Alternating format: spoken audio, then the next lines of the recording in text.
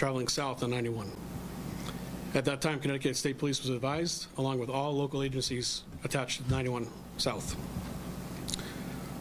While our detective unit was in the process of issuing an Amber Alert, Lieutenant LaFlamme was able to access our real-time crime center software and began reviewing the city cameras for any indication of the suspect in the area of the vehicle at the time that it was stolen. While reviewing the cameras, we were able to observe the suspect in the area of the vehicle.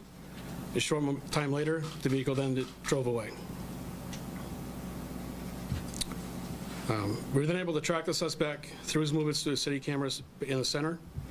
We were able to follow him back. He was observed coming down Hamden Street. The use of the updated camera technology played a pivotal role in gathering information for the suspect. Based on the information we gathered from the cameras, we were able to put out a description of the suspect, clothing, and last direction of travel. We're happy to report that the child, the suspect, and the vehicle have all been located. The vehicle is located in the parking lot of 1095 Kennedy Road in Windsor, Connecticut. The child was located on Bridge Street in East Windsor, and the suspect was taken into custody by the Connecticut State Police in the same parking lot where the vehicle was recovered. As a precaution, the child was transported to a local hospital to be evaluated. However, it does not appear the child was injured. At this time, we will not be releasing any information on the child or the parents out of respect for their privacy. The suspect is a 52-year-old white male, and he's been taken into custody in Connecticut. At this time, charges in Connecticut are still pending. We don't have any information on his arraignment date or time. Once he's arraigned in Connecticut, he will be brought back to Massachusetts. This is still a very open investigation, so the nature of the charges have not been completed yet. So at this time, we can't discuss the charges. Once again, we'd like to thank all the agencies, all of our media outsources that put the information out there to help us come to a positive resolution in this case. Even without the charges, you can't release the suspect's name? At this time, we're not going to be doing that, no. Do we know how long the car was left potentially unattended? Like how long was that child in the car? I believe it was under a minute. What's it like for the police in a case like this, that desperate search for a missing child? I mean, the call came out and everybody from the station, all the area cars responded right to the area. It was in minutes. Every officer on the street was down there searching. The officers in our detective bureau, they went right on the cameras. Lieutenant LaFlamme was also on the cameras, pulling up everything in the area. So it was just a great community effort for everybody to jump into their roles that we trained for. Can you tell us whether the suspect had any relationship to the child? At this time, it doesn't appear so. It appears as though it was very random. You think he just walked up to that car and Exchange Street, got in, knowing that there was a child in the car or not? At this time, we don't know. It's still, like I said, part of the investigation. I'm sure that may come out later on. There was a similar case to this one. Just a town over in Springfield where a car was stolen with a child inside. Was the car on at the time when the car was stolen with the child inside? I don't have that right now. Can you talk about the effort between two states when you have an Amber Alert and how in this particular case it worked today? Yeah, I mean, so the way this went out, we had information prior to the Amber Alert even going out that the vehicle was traveling 91 South into Connecticut. Like I said, we reached out to Connecticut State Police. They did everything they did on their end to broadcast the vehicle, the suspect information, the child's information, and able to search the areas for that vehicle rather quickly. Can you talk a little bit, you mentioned how the updated camera technology played a critical role. In what way, how did it work, and what did it allow law enforcement to do? So we were able to view the camera's live feed, play them back to track where the vehicle was parked. Once we located where the vehicle was parked, we could play the cameras backwards and observe people in the area, people walking up to the car, walking around the car. And then once we were able to identify a possible suspect, we continued the cameras back and just ping-ponged off all the other cameras in the area. Were you able to sort of follow them video-wise all the way from here down to Windsor, Connecticut? No, we weren't able to do that. How long was the suspect with the 3-year-old before he pulled into the lot and let him out of the car? I'm not sure on the exact time. Approximately? Approximately 35 minutes or so. 35 minutes. So for 35 minutes, this suspect is driving around with a 3-year-old in the backseat? Roughly. And any idea what was happening in the car at that time? We don't. Panicking? Was he calling anybody? We don't have that information right now. That's part of the investigation. How about at the time of his arrest? Did he sort of, it was at a fitness center, I guess.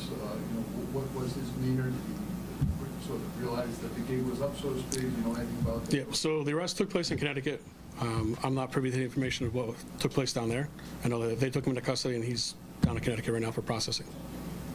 We were just talking about it a moment ago, but a similar incident happened in Springfield on March 1st. What kind of advice do you have for parents when it comes to leaving cars unattended and having children in the car?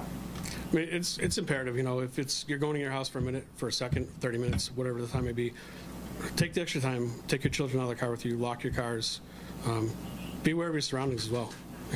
As we can see, whether it's here, Springfield, or anywhere in the nation, it doesn't take long for a car to go missing. And whether it's the intent to steal the vehicle, whether he knew the child was in it or not, we don't know at this point. But just lock your cars and don't leave them running. Do you know how long he had been unattended in that car? Did you able to determine that? That I don't know yet. Could the parent face any potential charges, child endangerment, or anything like that for leaving the child in an unattended car? Like I said, it's still an open investigation. Right now, our biggest concern and appreciation was that the child was located unharmed and reunited with the family. What was that like to get that word from Connecticut that the young boy had been found and he was safe and sound? I think you could probably hear a huge sigh of relief through everybody on scene and in the department. All the radios were on in the department. Everybody was listening to it. Westcom was monitoring it. So when that call came out that he was located, it was just, now we can slow things down, do the investigation, and finalize this. So it started out as a difficult day, turned out to be a good day? Absolutely. How often do you get these Amber Alerts? For Chicopee, not very often.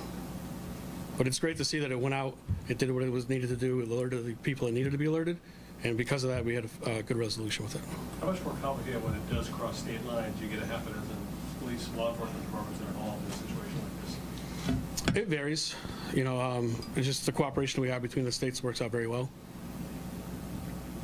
We have time for one more? Is it anyone from Connecticut can talk or not? They don't. Do you feel comfortable speaking? Or? I'll say. Sure. Thank you, sir. I can't release any information about the suspect, but he's being held on a $2 million bond, and I believe he will be presented before Hartford Superior Court on Monday morning. And I know the state's attorney DA's office is working in tandem, along with Windsor Mass PD, Mass State Police, on the case. Can we just get your names? Sure. Matt Aslan. Aslan? Aslan, yes, sir. And what will your title? Master Sergeant, Troop Agent Hartford.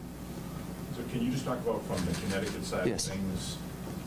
Not specifically, but... Oh, absolutely, yeah, no, so, like Chicopee PD said, that came out over the radio, of an adopted child, unknown direction travel. We got the ping from Mass State Police on the LPR hit, southbound at 49, and we saturated the area with personnel, all local law enforcement agencies, Enfield PD, Windsor Locks, Windsor. It's a team effort. Anytime your child's abducted, we're going to pull out all the stops to get the kid.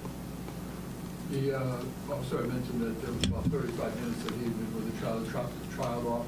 Do you have any sort of sense of how much time the child was walking around unattended? I can't speak to that right now. Our major crime unit is actively investigating the case, and they'll put together a very detailed report. I don't want to speculate anything, but could not have happened. Do we know who located the child? Was it a citizen, officer? It was in tandem. Windsor PD and Connecticut State Police both working. Again, we saturated the area to locate the subject pretty readily, pretty quickly. Can you just talk about the communication between Connecticut and Massachusetts during those critical minutes? Yeah, absolutely. This, communication was seamless. It went right from Chicopee Mass PD, Mass State Police Springfield Barracks, went right on the hotline to Troop Agent Hartford.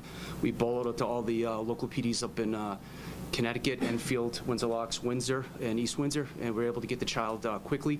I will say the person who found the child in East Windsor, the Amber Alert was key in getting that child back so quickly. They heard the Amber Alert, called East Windsor immediately, and so it was a team effort. Anything like this, with abduction of a child, we're going to find them, and the communication was seamless. It literally went from Chicopee to Mass State Police to us to local law enforcement, Connecticut, and we saturated the area and pretty quickly. I guess these stories don't always end this way. No, they don't. No, they don't. But fortunately, it happened in a good time, in a good, very good ending. This time, I'm very thankful it happened this way. Can you give me your rank one more time? Sure. Master Sergeant. That- Can you spell your last? Aslan, A-S-S-E-L-I-N. As we were saying before, incidents like these are preventable. How important is it for families just to be cautious when it comes to younger children or leaving anyone in the car while it's running? Absolutely. No, you definitely have to be careful of everything. You never know. You never know where bad people are, and you always have to watch out for your children. But I'll say that we will, any type of case like this, law enforcement, state, local, federal, going to be on it, and we're hopefully get the people responsible bring to justice as quickly as possible. Was your parent, your reaction when you heard the little boy was found safe? That's great. It's great. It's a great day for law enforcement, everybody involved. To have a child potentially could have gone the other way. It worked out great, and I'm very thankful that it all worked out with the help and cooperation of these fine law enforcement agencies.